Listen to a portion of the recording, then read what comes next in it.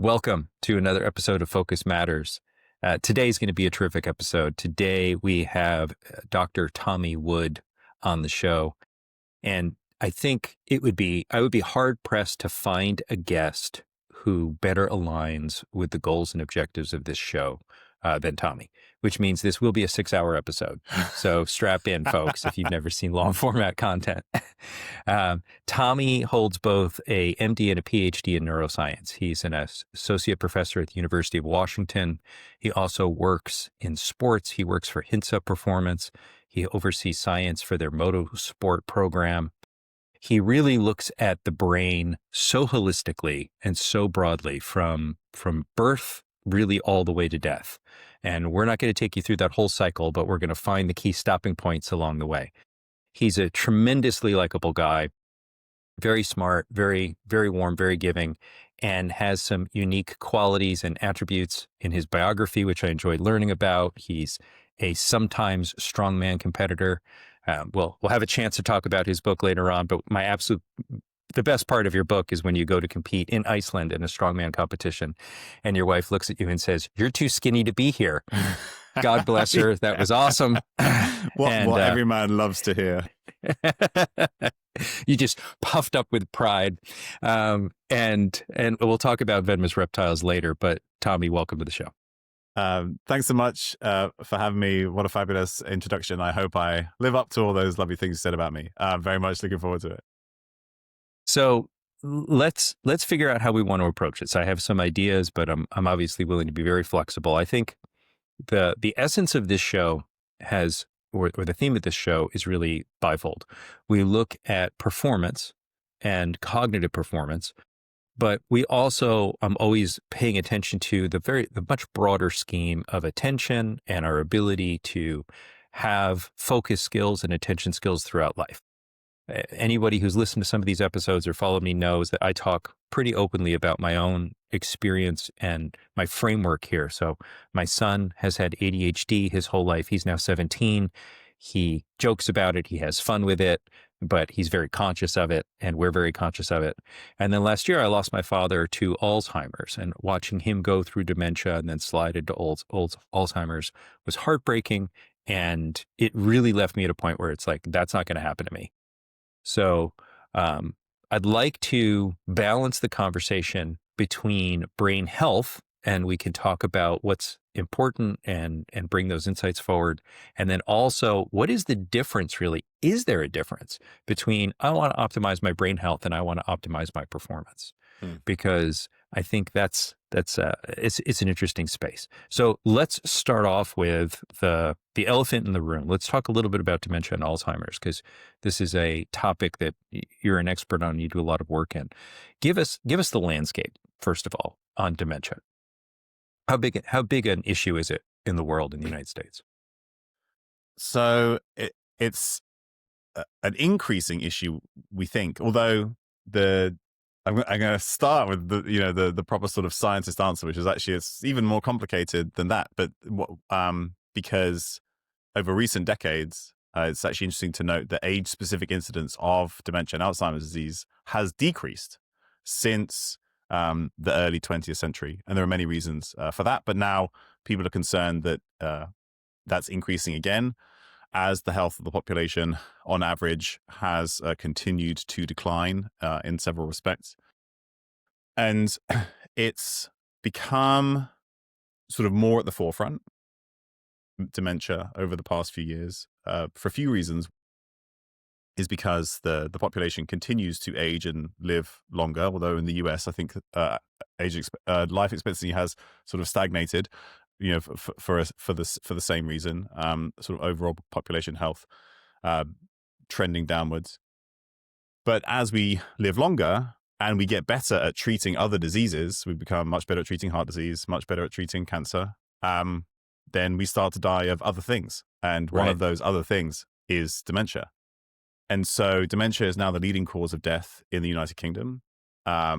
It's in the top 5, I think, for the US. And in the next 20 to 30 years, it's projected to be the number 1 or number 2 in most high-income countries, with the overall burden of dementia expected to double or triple in that time. So that's an interesting qualifier right away. In high income countries, do we Yes. see lower levels of dementia in lower income countries, or do we just not have the data?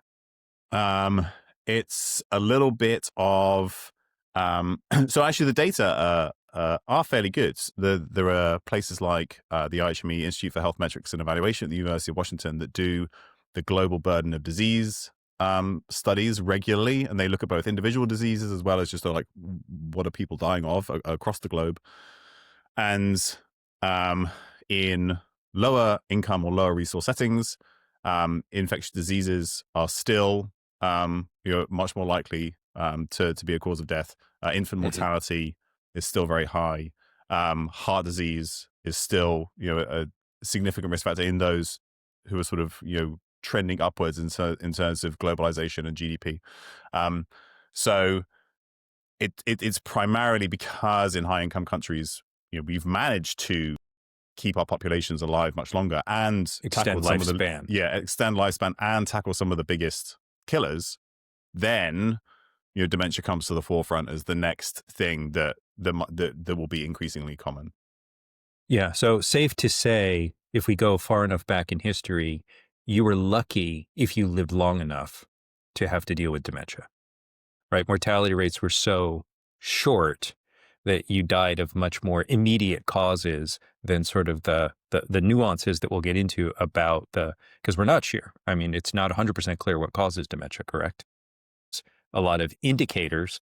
But well, I'd love to unpack that a little bit because I think it's interesting. So living longer presents the opportunity for some of these issues to really surface and become problematic. Is that right? Yes, yeah, I think so. And one sort of interesting fact that I was thinking about because of this idea of retirement, and I think retirement is one of the worst ideas the human brain ever encountered.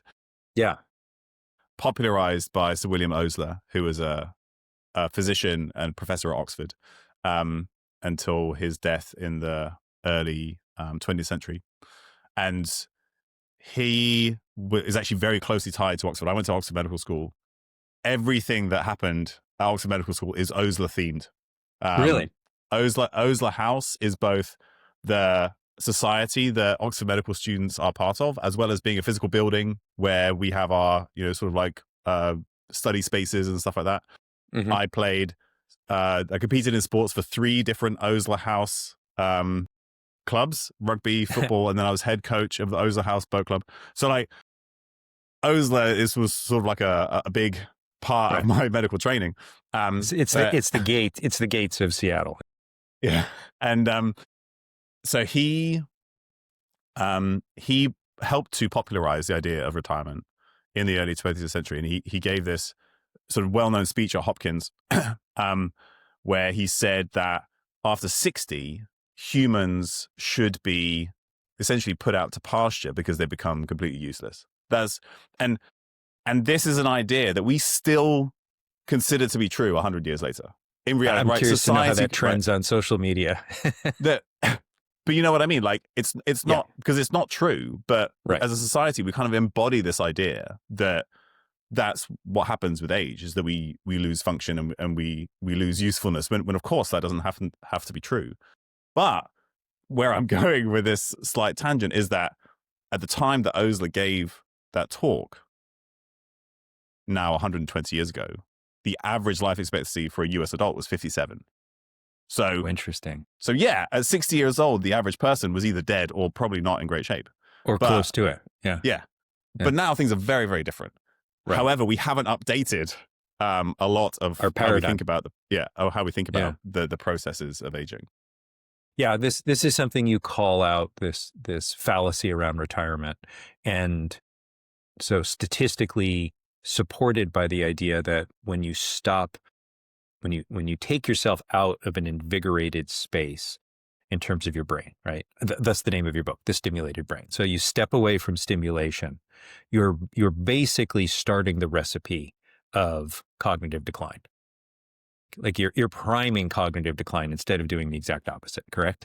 Yeah, exactly. Yeah. Because this is the primary thesis of the book is that the way we use our brains, the way we stimulate them, is the primary determinant of how they function. just like it Mm-hmm. is with the body and physical Mm-hmm. function and exercise.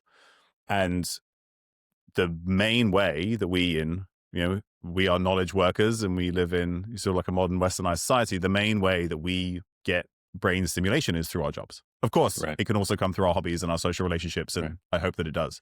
But But the amount of time that we spend at Exactly. work is disproportionate to those other activities.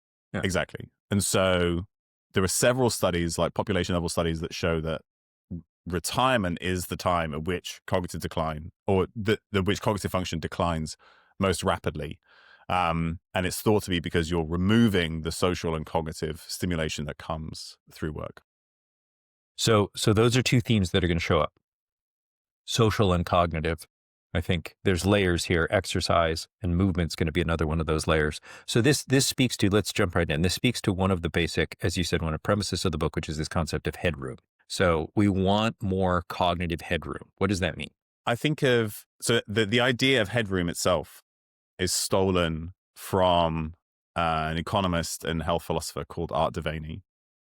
And he uses it to think about physical or physiological headroom. So the idea is that headroom is the difference between what you need to be able to just like go around your day-to-day activities of daily living. The difference between that and like your maximum capacity, what you're truly capable of when you're like firing all cylinders and putting all of your energy and resources into some act, be it physical or cognitive. So it's kind of like thinking about the difference between doing a body weight squat, right? So like which is like getting out of a chair, getting up from the couch, getting up from the toilet, right? For some people, a body weight squat is like the maximum of what they're capable of. And that means that you're at a point where anything goes wrong and you see falls, fractured hips, that kind of stuff. But if you are actually capable of a several 100-pound back squat, you don't have to be, but like the difference between getting up out of a chair and your maximum back squat, that's your like headroom for that kind of in that domain. Mm-hmm. And so translating that to the brain, there are several aspects that we know kind of determine these parts of headroom that I kind of bring together. So one is cognitive reserve or brain reserve.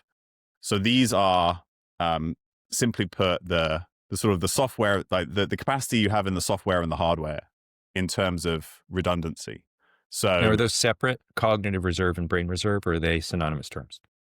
They are, they certainly correlate with one another. So like having more brain reserve usually translates to more cognitive reserve. But brain reserve is basically how much brain do you have in your head? Like, so it's mechanical, right? It's like the physical structure. How much because white we know matter, that some gray matter, how much gray matter, how much white matter, because up to a point, the more of that, the better, really. And then cognitive reserve is more like how much total function do you have, so that if you lose some, you're still able to function on a day-to-day basis. And you can measure that in various ways. But one of the sort of proxies that we use for cognitive reserve is what's your level of education? What's the level of the cognitive stimulus that you receive on a day-to-day basis? So that is a really big driver of reserve. And then the other aspect is resilience.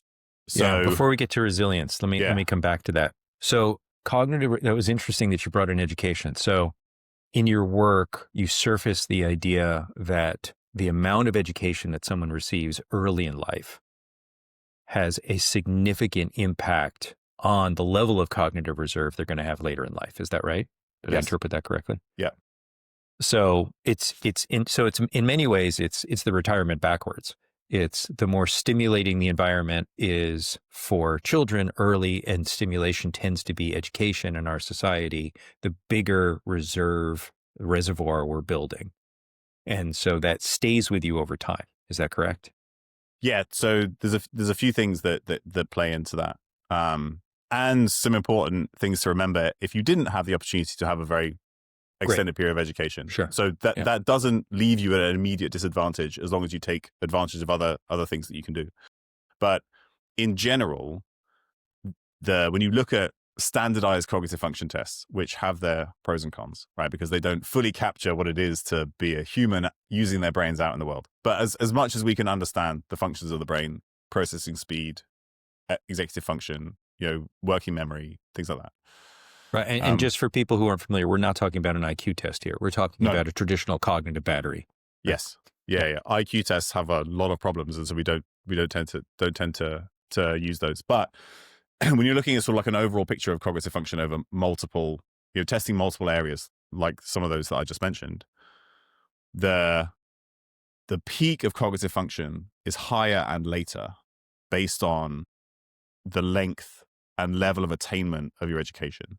So the more time you spend in education, the higher level, and it's important that educational attainment is important. So there's something very different between spending 20 years in formal education versus spending 20 years in high school because you had to take the same year over several times, right? You read my bio. I mean, that's fine. No judgment. But that's what I mean. So attainment is part of that because it shows that you're engaging with the material, you're learning, you're improving. Like, okay, you're progressing. You're progressing. So it represents that concept of constantly pushing or progressing, which we'll come back to when we talk about neuroplasticity because it's so essential, right? Yeah, exactly. So and one of the easiest ways for us to measure this in large studies is to say, well, how well and how long did you do in school, right? Because it's very hard to quantify. It's empirical. Cognitive stimulus. Yeah. But this gives us a high benchmark or like some hard numbers to work with. Okay. So the longer you spend in school, the higher your educational attainment, the higher the peak of cognitive function, and the later it happens because obviously it takes later to get to that peak. And then on average, cognitive function kind of declines from there at the population level. Like you hit your peak when you leave school and then it's just downhill from there. Not really, but that's what we think, right? That's what we think. Yeah, and that doesn't have to be that way. It doesn't have to be that way, but that's how it looks at the population, sort of population level data. And then because of that, your early life education doesn't necessarily change the downward trajectory, right? So you build up a bigger reserve, but it doesn't change the rate at which that reserve is used or declines or depleted. Or depleted, yes. So what that means is you are less likely to get dementia because you're more likely to die of something else sooner because you've come from a higher peak. So even if the decline is at the same rate, it further into the chronology. Exactly. Interesting. Or if you're diagnosed with dementia, it happens later. So then there's plenty you could do to change the shape of that decline. And there are studies that show that in those with lower levels of early life education who go into complex cognitively stimulating jobs, they have a decreased risk of dementia because they're then getting that stimulus later. Right. Or if they're engaged in hobbies that are cognitively stimulating, those separate studies have looked at that as well. So that's what I mean is you're not kind of... It's not fixed. It's not fixed. It's not a fixed trajectory. Yeah, but that's exactly how the data look overall, is that education is this primary way that we build our initial reserve. And then how that reserve gets used up depends on what we do later in life. Okay. So we spun from a headroom. So headroom was cognitive reserve. Yes. Which we just unpacked. Brain reserve, gray matter, white matter. And then the last, because I took you off tangent, was cognitive resilience. Yeah. So cognitive resilience is an idea that has come up largely around the amyloid hypothesis of Alzheimer's disease. And so I guess to give a very quick breakdown, right? Alzheimer's disease is one form of dementia. Yeah, quick understanding, right? Dementia is essentially just a clinical diagnosis for a decline in cognitive function to the point at which somebody can no longer look after themselves on a day-to-day basis. And there are formal ways to diagnose that. And there are multiple types of dementia. The most common is Alzheimer's disease. It's something like 60 to 80% of cases of dementia. The next most common is vascular dementia, which is something like 10 to 20%, but there's actually a lot of overlap. So most individuals, and so vascular dementia is where the primary issue is with the blood vessels in the brain. So changes in, blood flow, oxygenation, nutrient delivery to the brain, and how the brain can sort of adapt to stimulation because of issues with the blood vessels. and you get like micro sort of like mini strokes as those blood vessels get clotted off. But most people who have Alzheimer's disease also have some element of vascular disease in their brains. So it's vascular dementia and Alzheimer's disease to some extent are they're like a false there's a false separation between them. That there's a huge amount of overlap, and sometimes it's difficult to distinguish one from the other. So I'm gonna jump in for a moment, and we'll come back to cognitive resilience, I promise. But I self-referenced early on, so I want to bring it back. My father had very early onset, well, relatively early onset cardiovascular disease. So while I was still in high school, bypass surgery, first multiple stents, then bypass surgery, and then he eventually had a valve replacement, and we saw that as the beginning of his real cognitive decline. The trauma of the valve replacement. Yeah, he had an open heart heart surgery. Yeah. And they said, oh, your memory loss is going to be short term and these things come back. And whether that was the first domino or not, it was very obvious to us. So to anchor that point, if you want to reduce your risk of dementia, cardiovascular health is one of the most important areas to pay attention to, correct? Absolutely. So blood pressure is one of the best predictors or most important risk factors for dementia of like across the board. And we know that treating high blood pressure significantly reduces the risk of dementia. And then high blood sugar is very, very similar and obviously related to cardiovascular disease risk as well. And we're going to step a little bit further away just because you told that story. It's very interesting. It's okay. I have notes. We'll come back. Yeah. There was this very nice study, or it's still an ongoing study here at the University of Washington, called the Adult Changes in Thought Study. And they followed individuals over a long period of time, and they kind of agreed that when they died, people could look at their brains and look at the pathology. But and actually, Seattle has a history of really nice, high quality longitudinal studies where you have the same group of people and you follow their cognitive function over time. This was actually started with the Seattle longitudinal study by Warner Shai back in the 50s. And this is something that has kind of continued since then. But in the Adult Changes in Thought study, one analysis that came out of this was that they looked at these individuals, in their 60s, 70s, 80s, and they bring them back every few years. One of the best predictors of a significant decline in cognitive function between two time points was a significant illness. And that decline was even higher if that person required hospitalization. So there are a number of reasons why this might be. But I think one of the primary reasons is that when you go into hospital and you're sick and you're bedridden for a long period of time, you rapidly decondition. So the brain doesn't receive any stimuli. The body doesn't receive any stimuli. Yeah. And as a result, function drops. And we see that even if you put a healthy young person in bed rest for 2 weeks, their cognitive function significantly declines, as does their physical function, right? So it doesn't have to be in older, sick people. Right. No, so if interpret it a different way, if you're really looking to diminish your cognitive function, bed rest goes towards the top of the list. Yeah.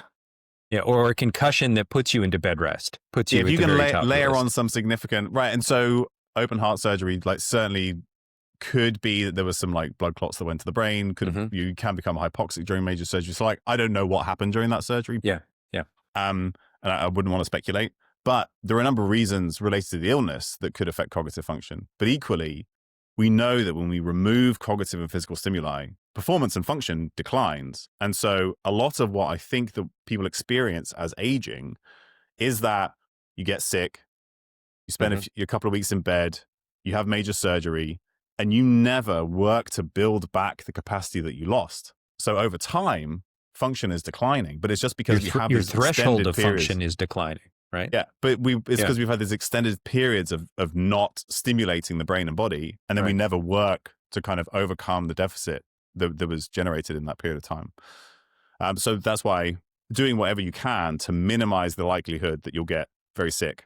So if you can treat or prevent cardiovascular disease, if you can maintain physical function so you're not likely to fall and break a hip, immunization so you don't get shingles or flu, like that's become a big thing and shown some very interesting data in terms of dementia prevention. I think it's because you're minimizing serious illness, or at least that's part of it.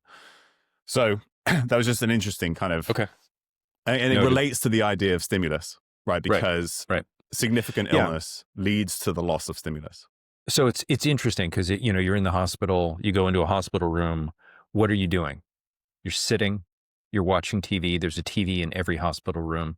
It's terrible TV. So you're not streaming anything either. It's not like you're watching documentaries. You have minimal physical activity. I mean, it is really a recipe for atrophy for the body and the brain. Yeah. And yeah, my oldest friend is a trauma surgeon, administrator, and his recommendation to me over and over is just never go to a hospital. Yeah. Just try to avoid that, period. And so that's definitely part of the prevention toolkit, right? And so stay healthy, build a physical resilience right, in addition to cognitive resilience. So finally getting to cognitive resilience. Are we there now? Yeah, we're there.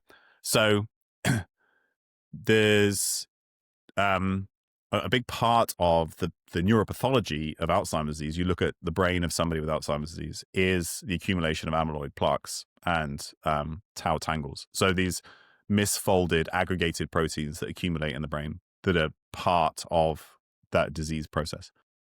But there are a large number of individuals where you would look at their brain and think, this has to be a person with Alzheimer's disease. There's like chock full of amyloid and tau, but their brain functioned just fine. No evidence of dementia whatsoever. And one of the first examples was the nun study, where they sort of looked at the brains of several nuns and then found brains, many of which looked like these would be Alzheimer's disease brains, but they were cognitively very normal till late in life. And then that's where some of the first idea of cognitive stimulation came about, because they were constantly learning, teaching, they were very socially interactive, and that was thought to build up what we now call resilience. So there are these factors that allow us to maintain cognitive function in the face of significant neuropathology. And so one good example, which has been studied in a very interesting way, is exercise. So there was another similar study where they had people late in life, 70s, 80s, 90s. They looked at their physical activity. So they had them wear accelerometers and just sort of like the amount of daily physical activity and exercise they're doing. And then later on, after they died, they looked at their brains. And they found that in the brains of individuals who were very physically active, there was less of an inflammatory response in the brains to pathology that had accumulated for whatever reason. And it's maybe the inflammation that's driving a lot of the impact on cognition, but exercise is helping to modulate that. So that's one way that we build resilience. And that's part of my idea of headroom, like the total buffer that we have available to us, that we try and build so that if things do decline as we get older, which they will, we can't prevent aging entirely, but if we can stack the deck and build that buffer, which we call headroom, then you're much more likely to maintain cognitive function much later into life. The themes that keep surfacing, and we'll come back to them and call them out: cognitive stimulation, social contact. It continues to surface as being critical really to overall cognitive health, right? And then we'll come back to exercise. So yeah, I thought that was fascinating. I mean, I believe in the book, it was like 30%, looking at postmortem, 30% people show physically, due to amyloid plaque and tau, that they should be cognitively demonstrating Alzheimer's and dementia, and don't. Yeah. So, exactly. So we know there's a relationship, but the relationship isn't completely causal, right? It's one of the influential factors in your ability to function long term. Okay, so that's a very quick walk through dementia. The concern is large. We have an aging population in the United States. We have these cultural systems that assume that as you get older, you are going to be less active. They assume that as you get older, you're going to be more isolated, unfortunately. They assume that as you get older, you're also going to not be doing the kind of stimulating work that you were doing earlier, because why would you? You can't contribute anymore. Yeah. You're a fossil. Yeah. And so we're really creating our own dilemma in many ways. We're creating our own problem, right? Yes. Whenever So the first, the first version of the book that I wrote, most of which never saw the light of day. Thankfully, it was far too academic and dry. As I figured out how to write a scientifically rigorous but accessible health book. Yeah, not easy. Not and the I wrote 30 or 40,000 words, and all of it ended up being about psychology. Like, this was well before I even started talking about sleep or exercise or nutrition or anything. And so much of this is important because it changes how we engage, like how we think and what we think about ourselves, and we think about the processes of aging, change how we engage in the world, which then changes our brains. And one of the best examples of this is and one of my favorite researchers is Ellen Langer, who has done a lot of very fascinating work about how what we think changes our physiology and our health. But in one of her studies, she talks about this idea of stereotype embodiment theory, which is basically that as we get older, we assume, just like you said, that people who get older become more frail and doddery and senile, and as a result, they do. They do, because they don't engage in the things that stop that from happening. So you offload physically challenging tasks or cognitively challenging tasks to younger people or family members, or you just don't do them. You don't do them at all. And it's the ceasing to engage in those processes that allows that to happen, rather than the fact that you got older. So it all comes down to how you think about the processes of aging in the first place, and whether or not you accept them. Yeah. Yes. Yeah. It makes me think that it's interesting. We live in an age now where there were rock and roll legends, right, who were in their heydays decades ago, and decided they were never going to quit. Like, I think of Mick Jagger and the Rolling Stones. Like, you're like, how is that guy still alive again? Right. Incredible. But probably the reason that they're on tour again is because they never stopped. Yeah. Right. And if they had done, I think you would have seen a much more rapid decline. And it is hard to kind of study this really rigorously, but when you start to talk about this, every person knows people like this, right? They stayed engaged, they kept going, they kept exercising, they kept up with their hobbies. I've come from an academic family, right? They never retired. They were that professor still kind of walking around the halls in their 80s, like my dad will be very soon.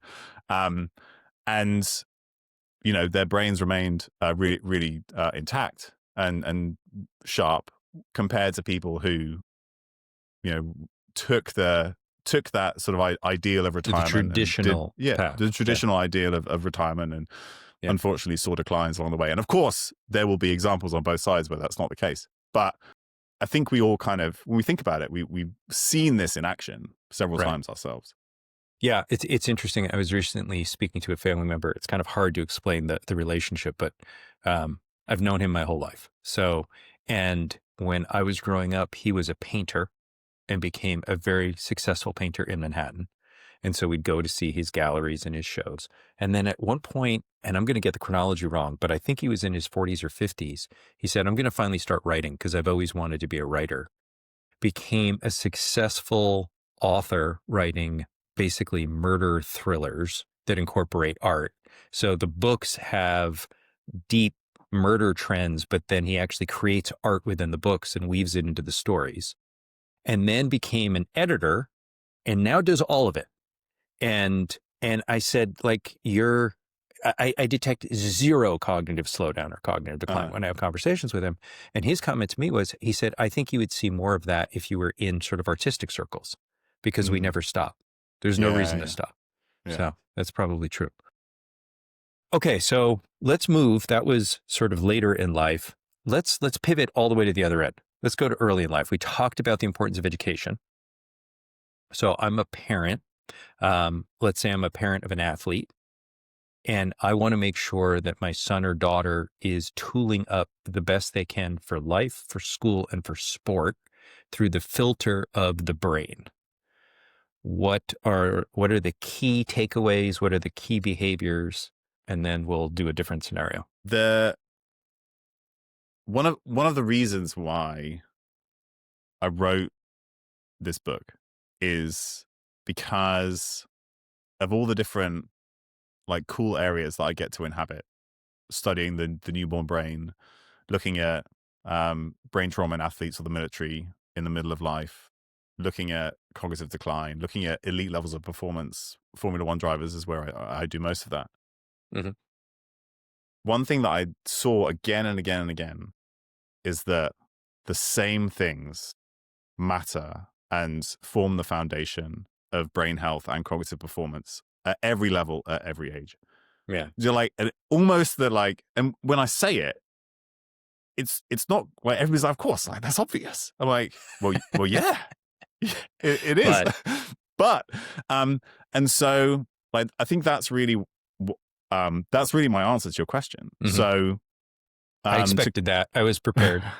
Yeah. So the lens that I think is useful nowadays, particularly in the sort of era of social media and technology, is that we are so concerned about these new developments that I think that the main reason why when we should become concerned about them, and yes, like social media has a lot of issues. It affects physiology in very interesting ways and by causing social stress that we can certainly talk about.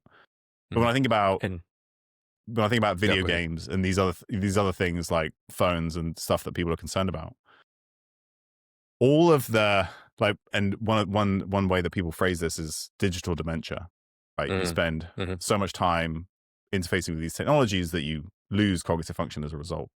It's actually very interesting because things like video games, and depending on where you are in your life stages and what technologies you've been exposed to, learning to use new social media platforms as an older adult, or playing video games as a younger person, or even as an adult as well, can actually promote several and support several cognitive functions because it involves learning new skills.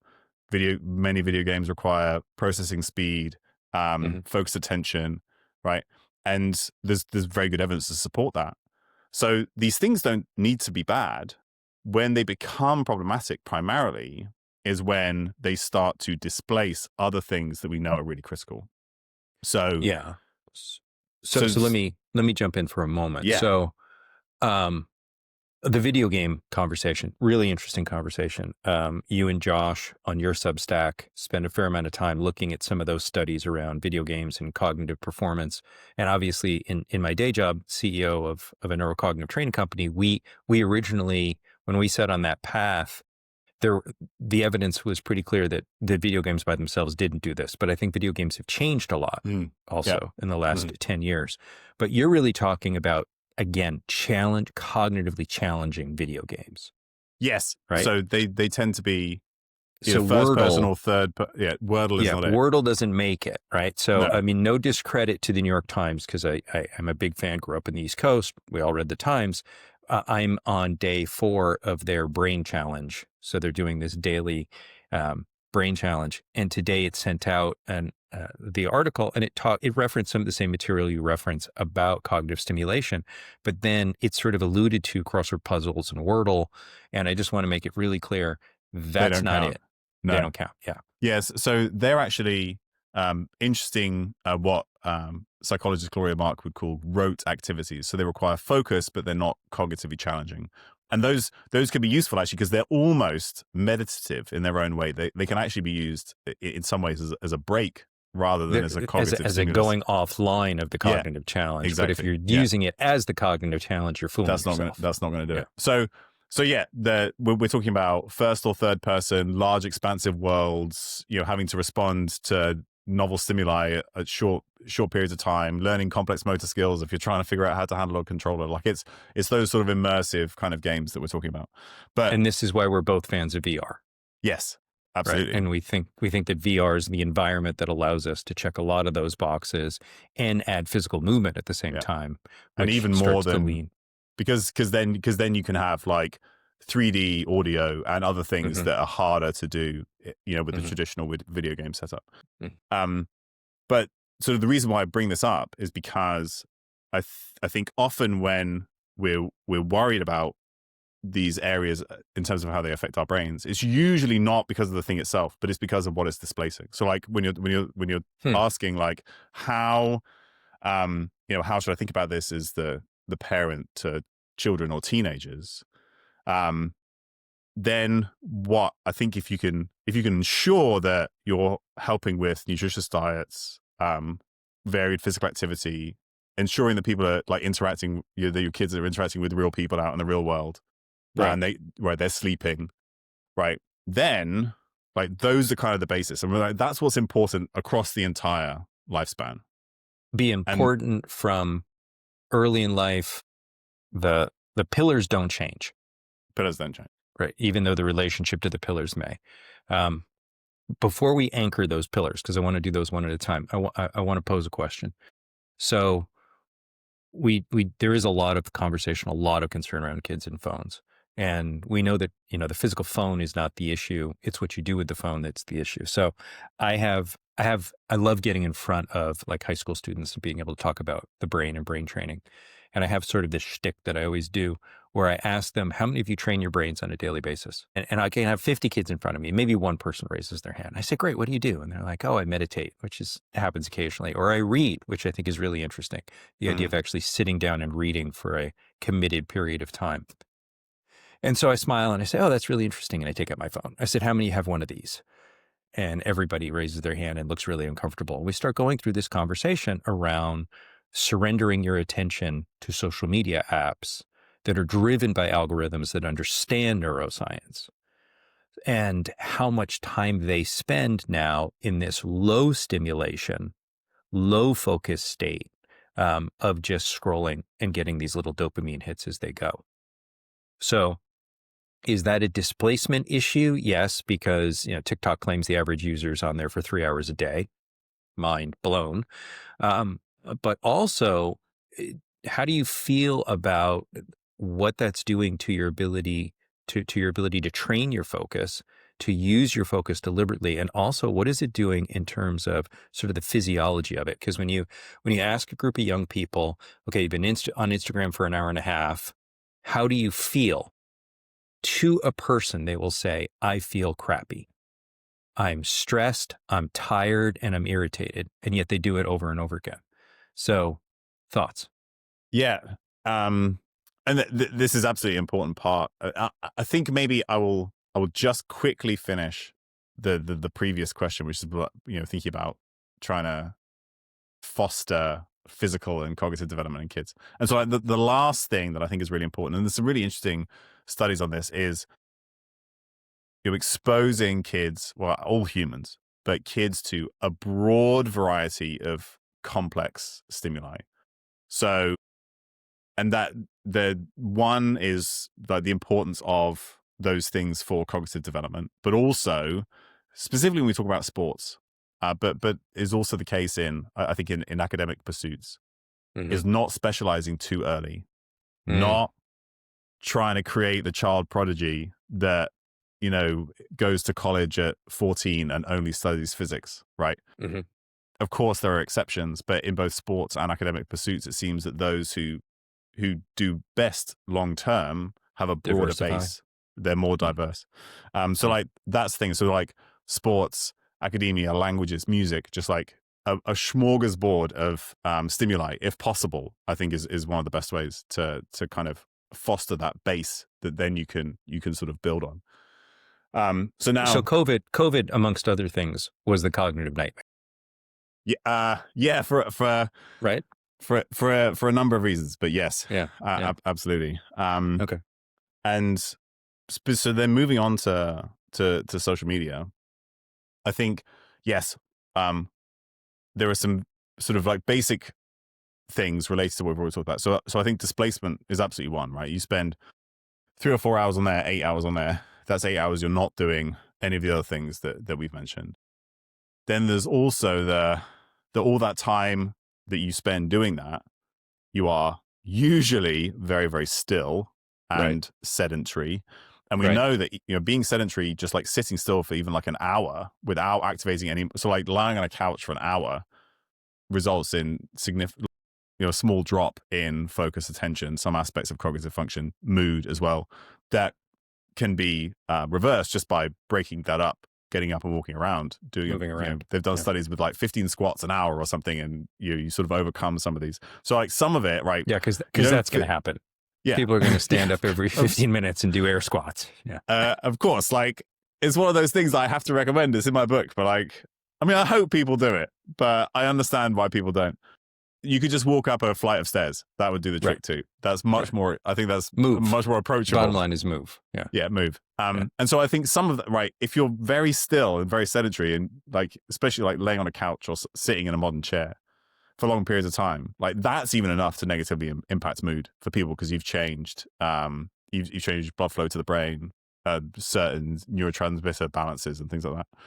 So some of it is just those like basics of the process of sitting in the same place staring at one thing for 3 hours, like what that does, and then what you're not doing because of that. But then where I think it becomes very interesting is that the way social media can affect our brains, and a lot of it, I will say that all of it is driven by who we choose to follow and interact with, which we have control over, right? So when Facebook was first invented, it was there to sort of upload photos and communicate with friends and then with family members. Actually, when it was first invented, it was to like rate women at Harvard or something stupid like that. But yeah, like it was college based, right? Yeah. Yeah. The next iteration was a little bit more, was like truly social, right? You could only interact with your friends. You were posting things and connected to people. Sort of a closed network. Yeah. And then like the next iteration involved groups. And so people found other people with like similar medical conditions or people who were trying to learn the same thing or something. And they created these communities, right? So when it was used like that, the overall balance seemed to be in terms of net benefit from the studies that kind of looked at it. But since then, it sort of devolved away from interaction to consumption of information, can't even call it information sometimes, stuff. Whatever it is. Whatever it is. And particularly when we spend all our time looking at or consuming content from other people who are richer, fitter, more jacked, more tan, more successful than we are. Present themselves that way at the very least. Yeah, of course. When we do that, what we're doing internally is making a list of the ways that we're not good enough, right? This then internally, we demote ourselves socially. We have this sort of like in our heads, we have this social rank. Like, where do I rank compared to, other people in the world? And when you become demoted in your social rank, which is one of the reasons why, we fear rejection from our tribe or our friends, it creates a physiological response. It creates a stress response that is measurable. It's the same response that we see when people are socially isolated. By constantly putting ourselves in that environment, we are essentially creating the same physiological response that we see when people are socially isolated. We know social isolation is bad, but actually, because it's all driven by is the same social stress, we're seeing very similar parallels, I think, from the interactions on social media. Which is interesting because I immediately go to an image that repeats itself over and over again, where you'll see a group of young people sitting at a table together on their phones. And so you have this odd juxtaposition, if you look at it through the cognitive lens of, well, they're socially together, but they're not interacting. They're on social media feeling isolated. Yeah. And so that's a bit of a complex problem. And one of the reasons why social media is so successful is because as social animals, we are driven to seek information and content that is socially useful or socially informative. So there's this idea of prime information, prestigious, in-group, I can't remember what the M is, and emotional, right? It's this kind of information that our body seeks out. So our body is driven to social media because it's like, I'm going to learn about the social environment. Yeah, I'm going to learn about the social environment that's going to make me more socially fit. It's going to help me fit in. But then what it does Ruh-roh. is it makes you feel the opposite right? It makes you feel excluded. And so it's like the worst of both worlds. And so like that's why the algorithm is so good at grabbing our Yeah. attention, is because of the social nature of it. And that's what our brains seek out. But then it gives us exactly the opposite. Okay. So if you're a parent and you're looking at your kids and you want to help them build the biggest cognitive reserve possible, keep them in education and or some other cognitively stimulating activity, or both. And now we can start to pull in. Let's talk a bit about exercise and then we'll go to nutrition. Is all exercise created equal for the brain? I think this is a common question is, if I only have time for 15 minutes a day and, obviously I, like yourself, am one of those people who make a lot more time for exercise, but a lot of people look at exercise as it's not embedded into their lives. They're adding it to their lives. From the cognitive perspective, cardiovascular versus strength, the relationship between the two, is there a priority stack? So the answer does depend a little bit on where you start on the spectrum, because if you do no physical activity, the most important physical activity to do is any physical activity whatsoever. Right. It's a given, right? Zero to moving is the most important stage. Absolutely. And so then, right, it could just be aiming for more steps during the day, right? That's a great place to start. Or, some equivalent, low level biking, propelling a wheelchair, right? However it is you move, doing more of that.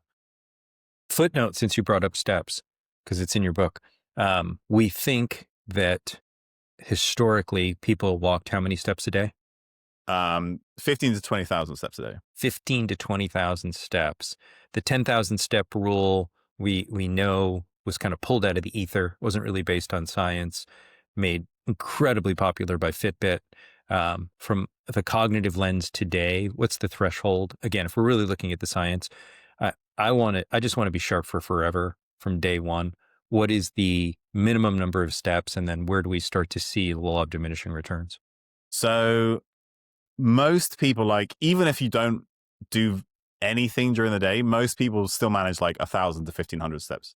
Like the most sedentary people. Just getting around. Yeah. From there, there's a linear effect. So like the more the better, right? You add 1,000 steps a day, you like meaningfully decrease your risk of cardiovascular disease and death and dementia by a few percent, right? Just by adding 1,000 steps a day. And it's the same across most of those outcomes.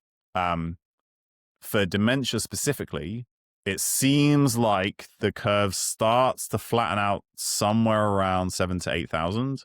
Mm-hmm. And then above 12,000, it's sort of like, you might not see more benefit. So it's something like that. So it's funny because there are like two camps on the 10,000 steps thing. Like there's one camp which says, well, 10,000 steps was kind of plucked out of midair, and the other side are like, well, 10,000 steps is the target. And the thing is that like they're both right, because actually it was plucked out of thin air, but it happens to work. It happens to be about the average point at which we start to see diminishing returns. But in reality, that point is somewhere between 8,000 and 12,000 steps a day. Okay. So staying with cardiovascular exercise, on the low end or on the entry point, I don't want to put it too much in a hierarchy. Moving's better. Yeah. More steps are better up till about 10,000 steps, whether that's actual steps or it's riding a bike or whatever it is, right? It's activity. Now we go from checking the box to optimization. VO2 max is an example. How important is that early in life? How much as an indicator is a VO2 max, a higher VO2 max to cognitive reserve? Is there a relationship? Yes. So it's interesting that when you look at some of these, so there are some like people have done these big like complex statistical studies looking at genetics and physical activity and body composition and how all these things relate to like usually to overall mortality, just because it's like a harder number to work with. I mean, by harder, I mean easily quantifiable. This person is alive right, or there's not. more data. Right? Yeah. And so VO2 max has become the thing that people focus on as a measure of physical fitness. And it's only actually one very specific measure of cardiovascular fitness. And what these sort of like these big sort of like complex statistical studies show is that VO2 max is basically just a proxy for two things: being one, physically active, and two, having a healthy body composition. Mm. So if you have those two things, right, you exercise every day, you're meeting the sort of the average exercise guidelines or 2 or 3 times that ideally, and you have a reasonably healthy body composition. By that I mean a reasonable amount of muscle mass, and your sort of waist circumference doesn't make you qualify for metabolic syndrome. Mm-hmm. If you hit those things, more VO2 max probably isn't going to add that much more, which surprises some people. To your longevity. To your longevity. And I think is there a relationship to actual cognitive performance or cognitive ceiling? So, when you look again at physical fitness and dementia risk, and this is for cardiovascular fitness, it's for physical strength as well, which is kind of the next thing we haven't talked about yet, but which is important too. Once you're in sort of like the top 25-ish% of the population, I mean the average population, Mm-hmm. right? You have enough fitness and enough strength to maintain cognitive function late into life. So what that means is that, yes, people like you or I who enjoy exercise, we can do more, but there are like 5 hours in the gym for me per week that if I was thinking purely about my dementia risk, they're like diminishing returns. They're superfluous. Superfluous, right? I do them for different reasons because I enjoy it. I like competing, that kind of stuff. So what that means for like the person who's just trying to do their best in terms of their long-term health means that, yes, moving every day is important. A variety of exercise is important, cardiovascular and strength, but heroic amounts of exercise are not required. Are not necessary. Neither are elite levels of cardiovascular fitness. Okay. Yes, you should have good cardiovascular fitness. You should be able to go for a jog and be able to do it for 30 to 60 minutes. If you wanted to just like one day go and run a 5K and like make your way around it, like you should be able to do that. But you don't need to be an elite level athlete to achieve the amount of fitness that's associated with the highest likelihood of cognitive longevity. So it's accessible to everybody. So hyper optimization not necessary for cognitive health. Exactly. Okay. Strength. So similarly, the best evidence suggests that something like 1 or 2 sessions per week, 30 to 45 minutes per session is probably enough. 6 exercises covering every muscle group, a traditional bodybuilding rep scheme, like 3 sets of 8 to 12 reps, something like that. That is enough to significantly increase and then maintain strength. It's also in randomized control trials been shown to improve the structure of the white matter, significantly improve cognitive function in younger individuals, significantly improve mental health. And that's also a level of strength training that's going to put you in the top 25% of the population. Absolutely. Because the vast majority of the population don't do that level of physical activity.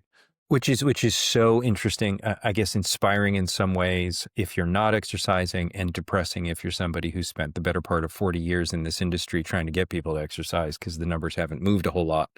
When we talk about strength, are we really talking about strength as in my ability to move, resistance, an object? Are we talking about my muscular skeletal system and my ability to increase muscle mass or load muscle mass early, similar to the concept of cognitive reserve? Isn't there a pretty valid working theory around skeletal muscle reserve? Yeah. And that absolutely. The earlier I can load that, the better. So can you unpack that a little bit? Yeah. So it's probably a little bit of all of the above. So going back to some of the stuff we were talking about right at the beginning, one of the most important things you can do to maintain brain health long term is to minimize the likelihood that you're going to spend a long time in hospital. And one of the most common reasons for that as an older adult is a fall that causes a significant injury. As we get older, actually the first thing that we lose isn't strength, it's power. It's able to very quickly develop force. And the muscle fibers that are responsible for that, the type 2 muscle fibers, the sort of fast switch muscle fibers, those are the ones that we preferentially lose as we get older. But they are maintained with strength or resistance training. But those are the ones, so like if you trip and fall, or you trip and you quickly put a foot out, or you quickly Mm-hmm. grab onto a handrail or something like that, Mm-hmm. you need type 2 fibers for that. So Mm-hmm. those are going to be protective. And also you're loading your bones so that if you do fall, like, you're less likely to fracture something, because you have your bone reserve as well, for want of a Right. better word. So that's important from that perspective. But we also know that, training or working on muscles like that it's a stimulus for the brain. It's a neuromuscular stimulus, right? You're driving those connections between body and brain, which is probably stimulating to the brain directly. Hmm. Plus, when you load and work significant amounts of skeletal muscle, you release a whole bunch of factors that support brain function. So Mm-hmm. a very heavy leg workout can release a lot of lactate. Lactate is one reason why high intensity interval training, sort of slightly back to that, the more aerobic Mm-hmm. side, Mm-hmm. that's lactate is one of the reasons why I think we see particular benefits from high intensity exercise. It goes into the brain. Which is by itself interesting, because lactate has been vilified, Yes. for a long time, right? And Yeah, now we've kind of pivoted and is saying, no, actually, you want to produce lactate because it actually has health benefits.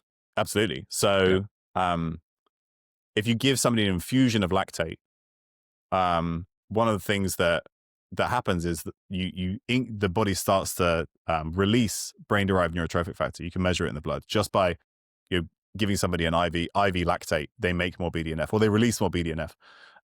So brain-derived neurotrophic factor, or BDNF, is critically important for supporting neuroplastic processes. So particularly neurons that are recently active, developing new connections. BDNF is sort of like fertilizer for those connections, for want of a better phrase. But BDNF that you produce in the body doesn't get into the brain. Lactate is a key mediator. So lactate does get into the brain very easily. It triggers the release and production of BDNF in the brain. So lactate is one, but when we're talking about resistance training specifically, IGF-1, insulin-like growth factor 1, very important for white matter structure and function. And I think that's probably one of the primary reasons why resistance training is very good for white matter specifically, whereas aerobic training is very good for gray matter and the hippocampus. And so you do see that the different types of training affect cognitive functions differently. If you do either aerobic work or high intensity interval training, you see more benefits for hippocampal function and memory and gray matter. If you do resistance training, you see more benefits for white matter and executive function or processing speed, which are reliant on white matter. So ideally, you need some combination of both. You want both. Yeah. And then the final piece, which can actually be layered onto those former two, is coordinative exercise. So for exercise, for any level of physical intensity or strain, if you layer on complex motor skills or other stimuli, you then see a greater benefit for the brains. One example, in kids, they did a randomized control study where they had 3 groups. I think they were like 10 to 11 years old, or 9 to 11 years old. And they had one group that was like a control group that didn't do anything. They had one group that did regularly, several times a week, running around a track. And then they had another group who did a similar level of physical exercise as the group running around the track, but they did it by doing sprint ladders, ball games, skipping ropes, that kind of stuff. Coordination, proprioception. Exactly. And both exercise groups saw benefits over the control group, but the benefits were greater in the complex coordinative exercise group. And we see this in older adults when you compare badminton to cycling, or when you compare dancing to circuit training. All of these things are great for the brain, but in the exercise modality that has an additional coordinative, like responding to the environment, greater processing speed requirement layer on top, you see greater benefits in terms of both brain structure and function. Well, you raise a great, that was very helpful. You also raise a great point. We didn't put this on the board. When we think about activities and behaviors that are great bang for the buck moments, especially later in life, dancing, coordinated dancing makes the top of the list, right? And specifically ballroom and Line dance. salsa, right? Yeah. And line So dancing. ballroom and line dancing, I think, are the ones that have been shown to have the greatest benefits. But I think, yes, you're absolutely right. And it's interesting. You see it again and again and again. And it's the same in meta-analyses looking at depression and mild cognitive impairment and cognitive function overall in older adults. Dancing rises to the top. It's not like if you compared all of them, like these other forms of exercise aren't helpful. It's just Right. that the effect size, like the overall effect of dancing, seems to be a bit bigger. And that's probably because you've got music, you've got social aspects, you've got the physical sort of training aspect, and then you've got complex motor skills on top. And it's fun, right? Maybe a lot of that the fifth one, right, which is sort of hard to quantify. So yeah, like if you're talking about, do I go for a run today? Yeah, that's great. If you're interested, if you enjoy doing that, but like if you want to get bang for your buck, like go to a dance class instead. You get the same aerobic component, but you layer on all these cool things on top of that. My friends who have been in the Zumba world for forever are cheering in the background right now. Amazing. Yeah. Okay, let's pivot a little bit. Let's talk specifically about neuroplasticity. So neuroplasticity continues to get, I think, a lot of traction in the press. It's sort of a trending word. It's the neuroplasticity drives the whole world in my mind, drives the whole world to sort of cognitive performance in theory. What is it and why is it important? And then we can sort of break down its relationship to some of the topics we've already tackled. I'm thinking a lot about this recently. I'm trying to think about why we think about the aging brain in the way that we do. All the stuff that we talked about earlier, and this does eventually relate to neuroplasticity, I promise. And I think it's because, or partly because, one thing that we know to be true is that neurogenesis, the production of new neurons in the adult brain, does not really happen, except for in two places: the olfactory bulb, so like where we smell, and the the hippocampus, right? the dentate gyrus of the hippocampus. Yeah. And I think because of, and those are things we sort of learned relatively recently. Right. And because of that, we're like, well, if we can't grow new brain cells, then we can't change the brain, right? I think that's the assumption that's been made. When those two things are not like equivalent at all. Yeah. And actually, one thing that I think potentially helps with this is when you think about the developing brain again, once you get past like 2 or 3 years old, as the brain develops, you're not growing new cells. No, it's development pruning. is pruning. It's the removing of cells and connections based on experience and the environment that's happening. And so when we're then older, we're still capable of doing this. We're still capable of shaping the connections in the brain. And that's essentially what I think of as neuroplasticity. So somebody recently suggested to me we should call it synaptic plasticity, right? Because the synapses are where the neurons connect to one another. So like, you're right, thinking about neurons themselves, they're not growing, but they're changing and cementing or removing their connections in order to maximize function of a particular network or skill.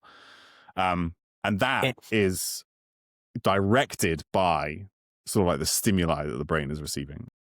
And just again, for anyone who's not walked down this road before, to get some sense of the level of complexity, a single neuron can have how many dendritic connections? That was billions. Right? Yeah. Yeah.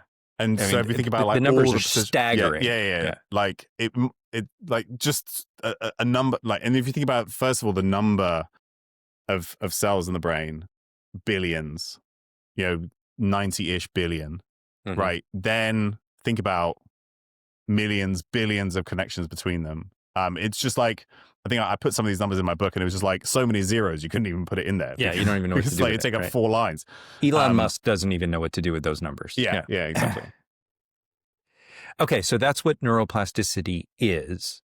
The relationship between neuroplasticity and learning, academic, physical, very concrete. Yeah, the reality is that, and this was I think the first sort of person to to make a well-known statement about this. It may have happened earlier. Was Ramon Santiago y Cajal, who essentially was the discoverer of the neuron. And he basically talked about how the changing of connections in the brain or between neurons can explain learning. And he said that over 100 years ago, and the only tool that he had was a very rudimentary microscope. And that's essentially it, right? So if you want to learn something or have some new skill be developed and maintained, neuroplasticity is the process by which that happens, right? The creation, the cementing, the loosening of connections in order to optimize the sort of the network that allows that to happen. And I think this is the sort of the simplest way to think about it is that if you are doing stuff that you're already capable of doing, nothing needs to change in the brain, right? Because everything's good.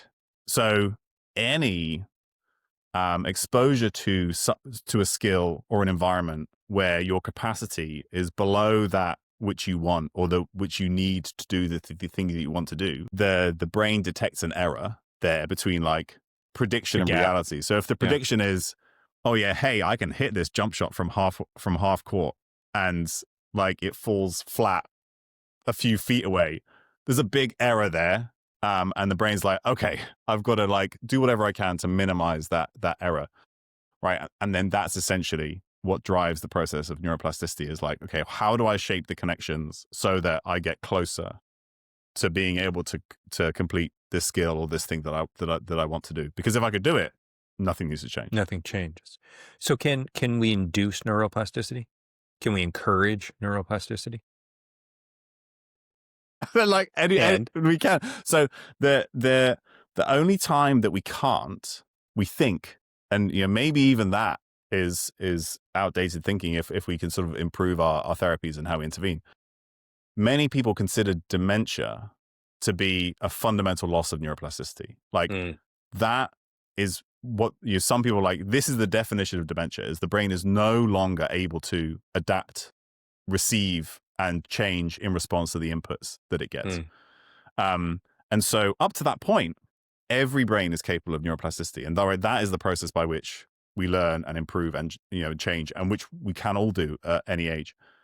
The thing is that as we get older, it requires a little more effort to do that, with very good reason. So if we think about brain development in the first place, your brain is an adaptation machine. The brain that you have now has, based on all the inputs you gave it, adapted to be optimal for that environment and those functions. And you want that to be fixed, right? You want to have the memories that you created. You want to have the skills that you've developed. You want to be able to speak the languages that you learned how to speak. And so if you then want to change beyond that, you need to give the brain good reason to do that. And I think that makes perfect sense, right? Of course.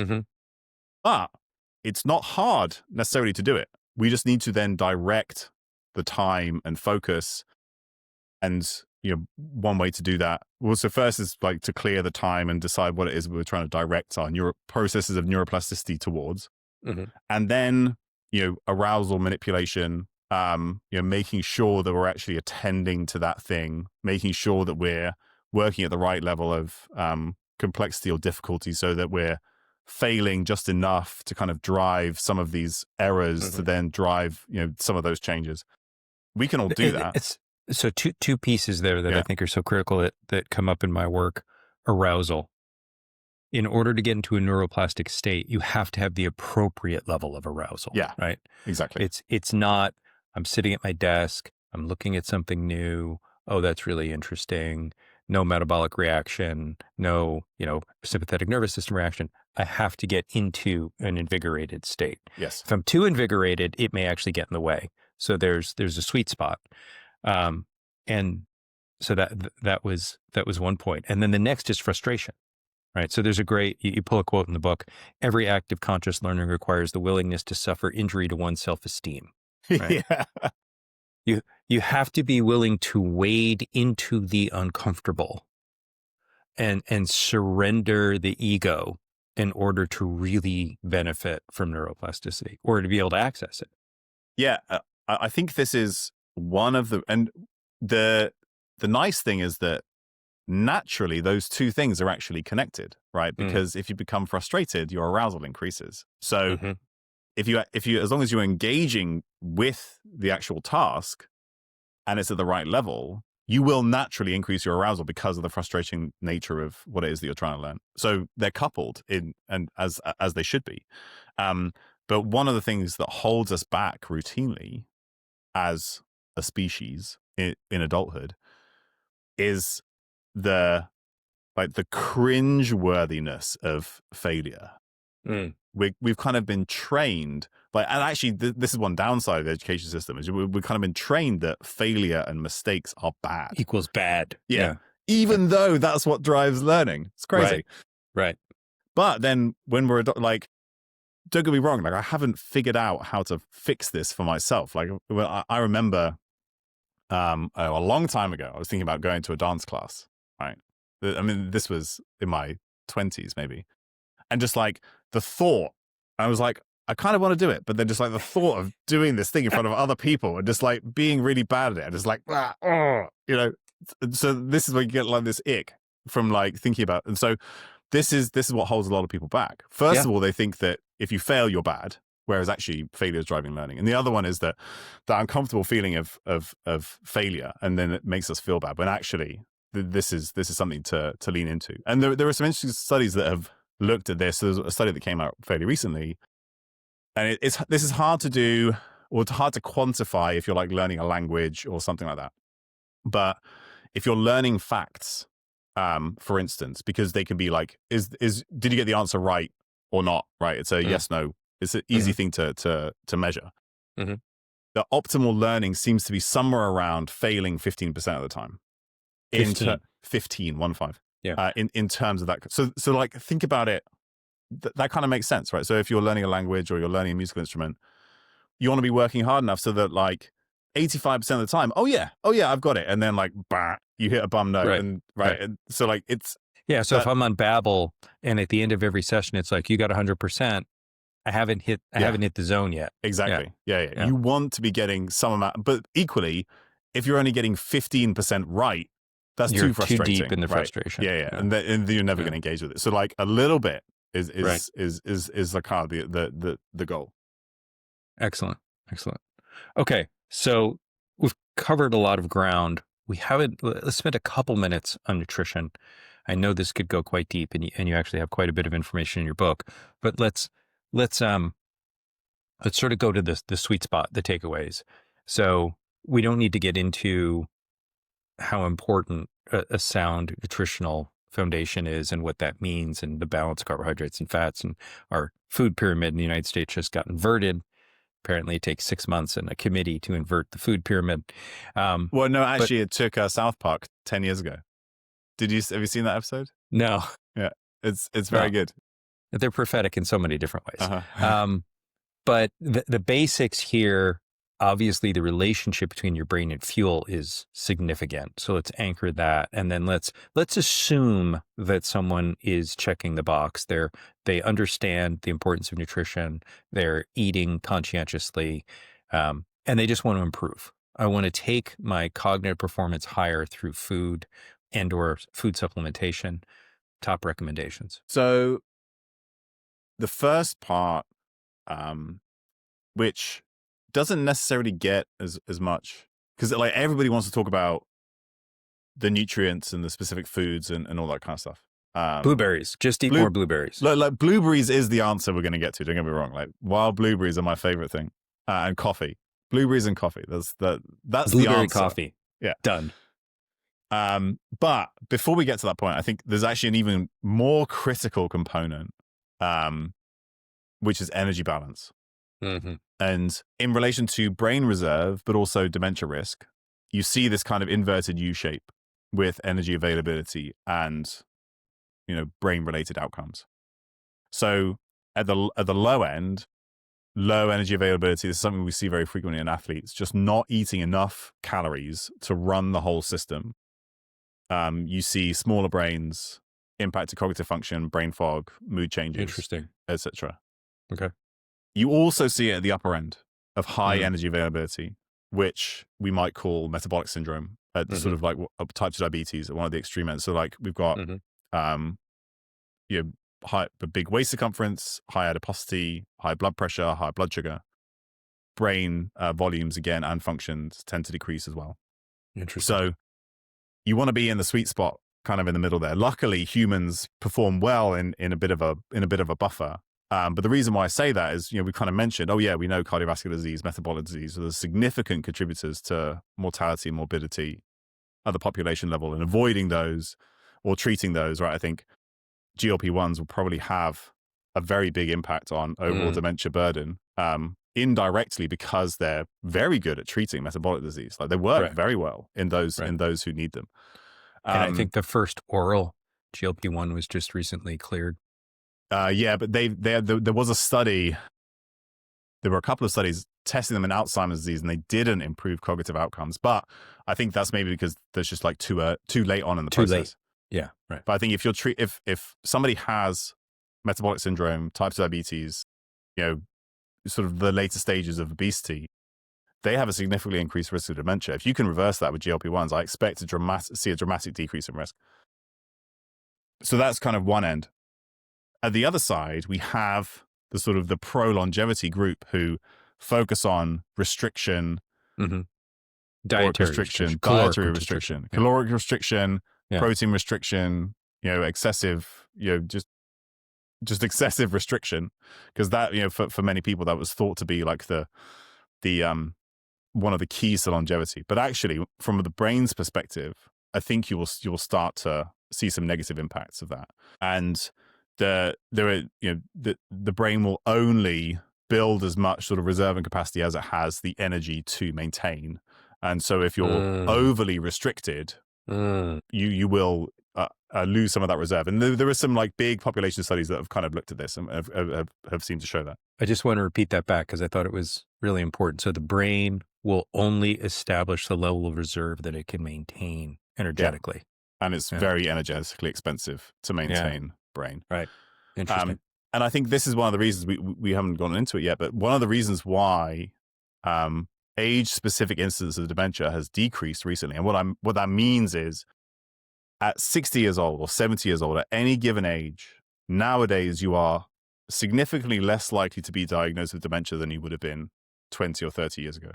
And that's consistent across the US, Europe, and the UK. And so one study looked at this, was the Framingham study here in the US, and they saw that every cohort, they followed new cohorts every 10 years. And so every birth cohort from the 1930s onwards, every 10 years, the later you were born, the less likely you were to be diagnosed with dementia at a given age. And the biggest jump was from the 1930s to the 1940s, and then it continued to improve. And I think one of the main things that we've done in that time is we've increased widespread access to calories, availability to calories, after the Second World War and the Great Depression.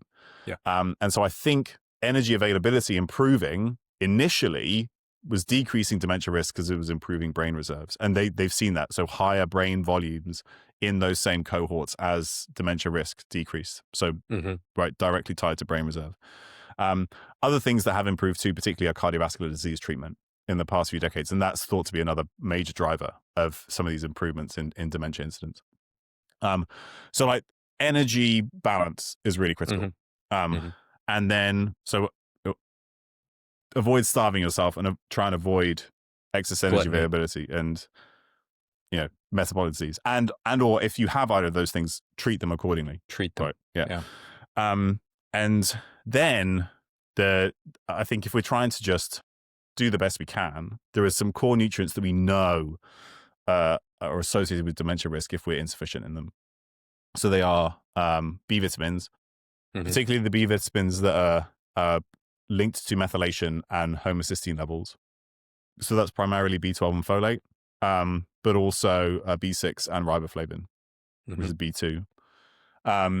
Then omega-3 fatty acids, vitamin D, iron. So being anemic is associated with a higher risk of dementia. Those are like we see those in the literature again and again and again. So ensuring that you have adequate status of those nutrients is critical. Beyond that, some of the micronutrients become really important. Magnesium, zinc, they're both important for neuromodulation, like sort of helping to regulate neurotransmitters in the brain. Things like choline become important, and choline has been used in randomized controlled trials in older adults, has been shown to improve some aspects of cognitive function. It's also been used as an intervention after traumatic brain injury and been shown to improve recovery.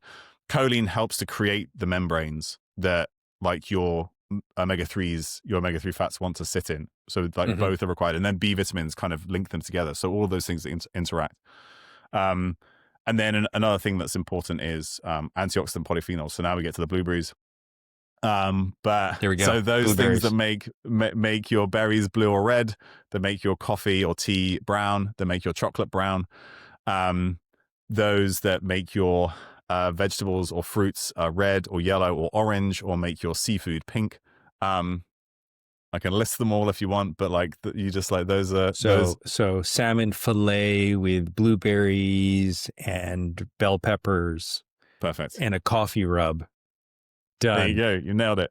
As long as the coffee, it doesn't have so much caffeine that it affects your sleep afterwards. Right. And then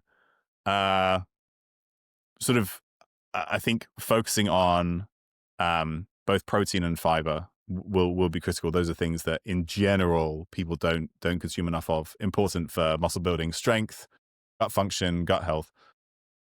Of course, that meal that you just mentioned ticks all of those boxes. So those are kind of the core things that I focus on. And actually, one of the things I go to pains to, or one of the points I go to pains to make in the book is that there are just these nutrients and things that we need. Where you get them from is much less important. So if you have to take a multivitamin, right, there are now some very nice trials showing benefits of multivitamins. If you don't consume a lot of antioxidant polyphenols in your diet, there's a very nice study suggesting that you can take cocoa flavonols as a pill, and you see benefits in terms of brain function. Omega-3s versus fish oil, exactly, sourcing from fish. Yeah. So I think in general, because there's this really nice phrase that I learned quite recently called the dark matter of nutrition, which is basically we only know about 10% of the things in our food, right? So when I tell you to eat seafood for the omega-3 fatty acids, there's millions of other things that are in there that we don't even know yet. And many of them are likely to be beneficial. So the overall benefit in terms of looking at whether people consume an omega-3 supplement or a fish oil supplement or seafood seems to be more beneficial for dementia risk.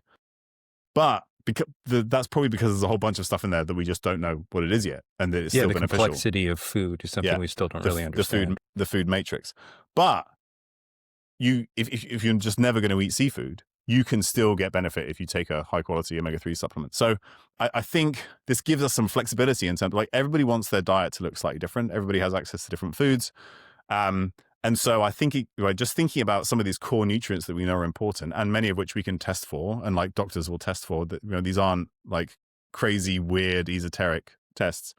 No, these are why some of the more extensive blood panels are becoming more popular. Aura is now offering, Aura Labs, Whoop is offering, one's 100 biomarkers, one's 150 biomarkers, but they will all have these core things, as well as like, then when you look at lipids and blood sugar and that kind of stuff, right? You've ticked all these major risk factor boxes that we've talked about, and we know. I was very what to do excited about them. to finally get my ApoB measured.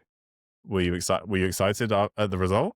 I was. Yeah, my blood panels confirmed everything we've talked about actually works for me, which is all I can attest to. Yeah, great. So yeah, I think just thinking about it in that way, right? Are we getting enough energy? Are we getting some of these core nutrients that the brain needs?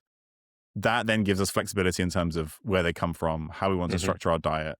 Because I don't think that there's like one magic diet for the brain. Right. There are people all over the world eating very different diets whose brains still work have really very well. healthy brains. And there are and that's mainly because there are some diets that have kind of come to the forefront as like the be all end all diet for the brain or for health, and they're just one good example of a healthy dietary pattern that helps you tick nutrient density and adequate energy density and that kind of stuff. But there's many ways to do that. Okay.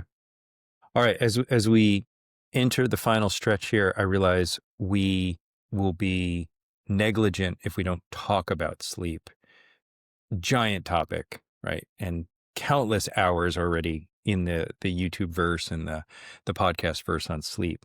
High level, I wear a Whoop, I wear an Aura, I track my sleep. You and I have had side conversations about what I should be looking at and how good that data really is.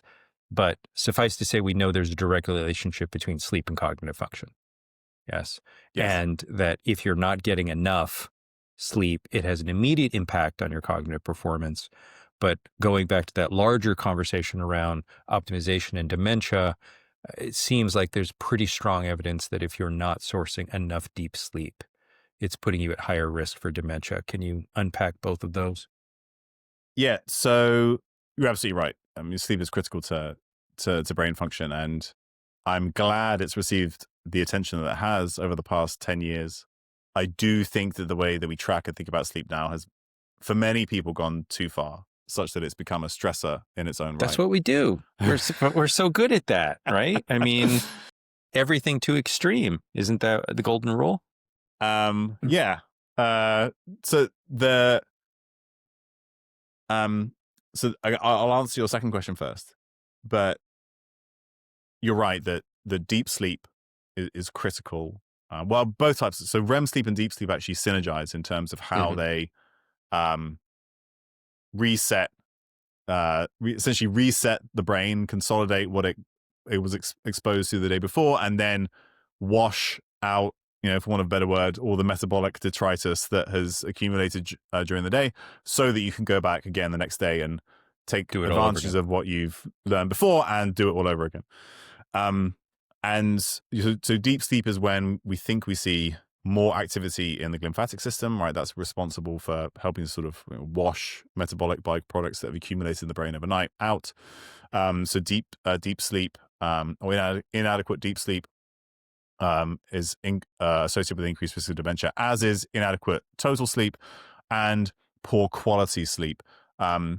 Usually the way that they measure poor quality sleep, or one of the ways to measure it, is whether people are using sleep aids routinely. So interesting. Alcohol, sedatives, in order to help you sleep. And they don't help you sleep, they just help you be unconscious, which is you knock yourself unconscious. Yeah, and then sleep poorly. Yeah, not the same thing. Right. And so actually many of them cause a REM sleep deficit. So alcohol and many of the sedatives cause a relative REM sleep deficit. And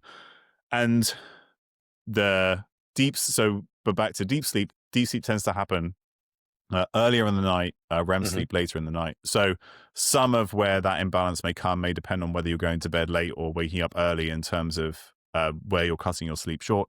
But certainly extended periods of inadequate sleep are associated with an increased risk of dementia. When you look at sort of these meta regressions where you kind of look at sleep and you look at dementia risk, the risk really increases once you're below 6 hours a night consistently at the population level.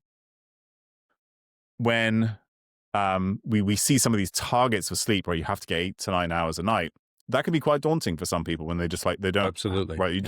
I don't sleep 8 hours a night. Yeah. I don't have that. People just don't have the time, right? You've got jobs, you've got kids, you've got work. I just don't, my brain just doesn't do it. Yeah. Yeah. And so if you don't, and this is one of the reasons why I think this focus on sleep has become problematic, is because we have these lofty goals that we may not even need in the first place. So if you're regularly getting an amount of sleep where you feel restored and good the next day, I think that's probably enough. And you probably don't need to micromanage it more than that. But if you're consistently tired, waking up not feeling refreshed, you're waking up several times during the night and not able to get back to sleep, right? These kinds of things that I think do add up over time. So in that kind of individual, yes, there are lots of ways that we could address that. And that can be psychological, pharmacological, environmental, right? There are lots of tools depending on the individual and the problems that they have. And we know that that's going to be important long term. Yeah. in the short term, yes, there's this interesting sort of threshold of sleep in terms of what really significantly impacts function. And so if you're getting, and again, it's probably if you're getting less than 6 hours consistently, you will see a decline in cognitive function, but it kind of stabilizes. At So a lower level, though. it stabilizes at a lower level. Yeah. Yeah. If you're consistently getting less than 4 hours, it keeps getting worse and worse and worse and never stabilizes. So like there's some. But ironically, I've seen research that also suggests that people are terribly inaccurate at reporting the impact it has on cognitive performance. Yeah. So Right. at that point, there's probably a very large, and actually there are many scenarios where there's a big disconnect between how we think we're performing and how we're actually performing. And significant sleep deprivation is one of them, but then also several psychoactive drugs have a similar effect, including caffeine and several of the other stimulants and cannabis. Okay, you ruined it at caffeine, but we'll leave that alone. We'll ignore that you said that. But I have seen the studies that suggest that like cannabis does not make you more creative. You just think you're being more creative, but if you actually go back and look what you were doing, you're like, that was actually not creative at all. Yeah, exactly. Yeah. Okay. And so that's for sort of like several days in a row of sleep restriction, chronic. Right? So chronic. But like one night of sleep restriction doesn't really have that big of an effect. And I think we've oversold how bad a bad night of sleep is. Interesting. Not that I think that that it's fine if we all just like skip nights of sleep all the time. That's not the point I'm trying to make. But yeah, what happens is that don't freak out if you have one bad night. Exactly. And it happens just to all take of us, 20 milligrams of creatine because that's supposed to be the new cure for it. Yeah. But like sometimes you just can't get to sleep because something gets in the way, or like you have to get up early because you have to go travel, or like maybe you're stressed for one night and like you just can't sleep. Like this happens to all of us all the time. But then we get so stressed about the fact that we didn't sleep that we then perform less well because of the stress rather than because our sleep negatively the impacted actual sleep our function. And then we also run the risk of then starting to create the negative feedback cycle. Yes. Right. I didn't sleep well, so now I'm stressed, and the stress now keeps me from sleeping well, or it pushes me into maladaptive behavior that then pushes me not to sleep well. Right. Exactly. So, and there are just to kind of like round that piece out. And I think we need to give ourselves a little grace sometimes, particularly when it comes to sleep because of the way that we've sort of focused on it. So yes, absolutely critical. You should work as hard as you can to get as much sleep as you can, of course. But if you have a bad night of sleep, there are some interesting studies that show that the sort of the networks in the brain kind of rearrange themselves a little bit just to maintain function, carry the load. So kind of change, distribute themselves slightly differently. And so what you see are two things. One, it decreases, like processing speed does decrease, but accuracy, so like how good the work that you're doing doesn't change. So it's mainly a speed thing, not an accuracy thing. And then it's much more a mood thing than a performance thing. So you will perform just as well. You'll just feel grumpier about it. Interesting. Yeah. So you'll think less positively about what you did do, but what you did do wasn't necessarily any worse. Fascinating. Okay, great. All right. Well, we covered a lot of ground. What we didn't get to, and we'll save it for another conversation, is your fascination with venomous reptiles. Because you have Gila monsters in your lab and you insisted on being bit by a venomous cobra in Costa Rica, but I'll just punt that to the book if you want to learn more. So a quick plug, Stimulated Mind, not out yet, available for pre-order. Please give us that information. Yeah. Thanks. So yeah, the book is The Stimulated Mind. It's out on March 24th. It is available anywhere for pre-order anywhere you might care to buy a book. And it covers all the things that we talked about and sort of like the full framework of how they fit together and then like practical tactics about how you might change all those different things that we talked about. And includes some anecdotes, including why we study Gila monster venom in my lab and why what happened when I was in the Costa Rican jungle. So you can get some additional flavor on top of the science. And to pre-order the book, we go to your website? Yes. So either drtommywood.com, drtommywood.com, or thestimulatedmind.com. Or the links are also all on my Instagram, which is at Dr. Tommy Wood. And then relatively, mentioned occasionally on my podcast and Substack that I do with my friend and colleague, neurologist, Dr. Josh Tucknet, which is which is called betterbrain.fitness. Betterbrain Fitness. The URL is betterbrain.fitness. excellent. And I will say you were kind enough to give me a preview read. I have read most of the available literature in this space, and it's a big book. There's a lot there, but it's very easy to digest and really well put together. Very inspirational. So I strongly recommend it. Thank you. Well, Tommy, it was so much fun, such a pleasure, giant reservoir of information and knowledge. And I appreciate your ability to balance your vast access to data, to science, and still being very much a human being and understanding that at the end of the day, we're all trying to solve this really mysterious and difficult thing called life. And we only have so many hours and so much attention. And so I think you do a great job of helping people just grab a couple of ideas that make things better. And at the end of the day, if we can do that, then I think we're all doing good work. So thank you again for being on the show. Really appreciate it. Thanks so much for having me. This is a ton of fun. Thanks. We'll talk soon.